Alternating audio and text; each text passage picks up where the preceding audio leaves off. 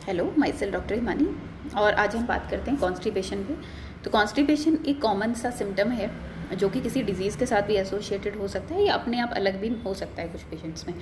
तो कॉन्स्टिपेशन सबसे पहले तो जो कॉमन फैक्टर्स हैं, लाइफस्टाइल फैक्टर हैं, जो है कि हम सीडेंट्री लाइफस्टाइल है, बैठे रहते हैं, एक्सरसाइज नहीं करते, पानी कम पीते हैं, फाइबर कम खाते हैं, जंक फूड कंज्यूम करते हैं, मैदा ज़्यादा लेते हैं, तो उन लोग में ये ज़्यादा होता है। लेकिन ऐसा नहीं, कुछ लोग में डिजीज़ की वजह से भी हो सकता है, जैसे थायराइड के पेशेंट हैं, हाइपोथायराइड के पेशेंट्स हैं, डायबिटीज़ वाले जो पेशेंट हैं, या फिर जो लोग सप्लीमेंट्स ले रहे हैं, जैसे आयरन के सप्लीमेंट्स ले रहे हैं, कैल्शियम के सप्लीमेंट ले रहे हैं, पेन किलर्स ले रहे हैं लॉन्ग टर्म में, या फिर वो बहुत ज़्यादा एंटीबायोटिक्स का यूज़ करते हैं, तो इससे भी कॉन्स्टिपेशन हो सकता है आपको।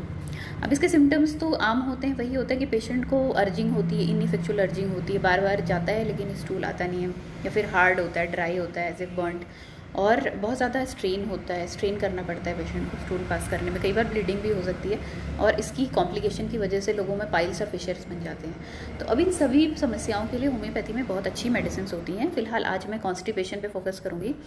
तो कॉन्स्टिपेशन के लिए नंबर 1 मेडिसिन है नक्स वोमिका। तो नक्स वोमिका पेशेंट जो होता है बहुत ज़्यादा इरिटेबल होता है, बहुत ज़्यादा अल्कोहल स्मोकिंग का एडिक्शन होता है उसे, और लेट नाइट वॉचिंग की वजह से ये प्रॉब्लम आती है।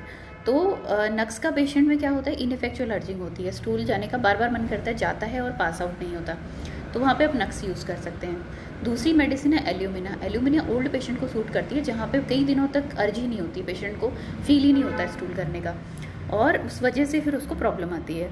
इसके अलावा एक टिंचर है कैस्केरा सेग्रेडा क्यू।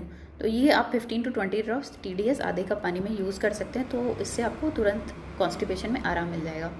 इसके अलावा नेगुंडियम क्यू आता है, वो भी आप यूज़ कर सकते हैं। तो ये सारी मेडिसिन जो हैं आपको कॉन्स्टिपेशन में, कब्ज़ में बहुत अच्छा रिलीफ दे सकती हैं। और ऐसा नहीं कि यही मेडिसिन केवल रिलीफ दे सकती हैं, और भी बहुत सी मेडिसिन होती है होम्योपैथी में जो कॉन्स्टिपेशन के लिए यूज़ होती हैं, लेकिन इनमें 3-4 ये कॉमन मेडिसिन मैंने आपको बताई हैं। तो अगर आपको कोई डिटेल में कंसल्टेशन या आपके सिम्टम्स के हिसाब से ट्रीटमेंट चाहिए तो आप प्लीज़ मुझे यहाँ पे व्हाट्सअप करें फॉर कंसल्टेशन। और कोई भी अगर आपको डाउट है तो आप मुझे यहाँ पे कमेंट भी कर सकते हैं, मैं आपको वहाँ पे रिप्लाई करूँगी।